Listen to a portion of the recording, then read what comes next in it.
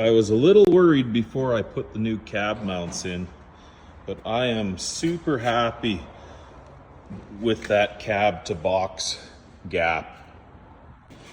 And this here, I'll just get new door hinge pins, and that'll raise that back up to where it should be. You can see that movement there. I'll take it.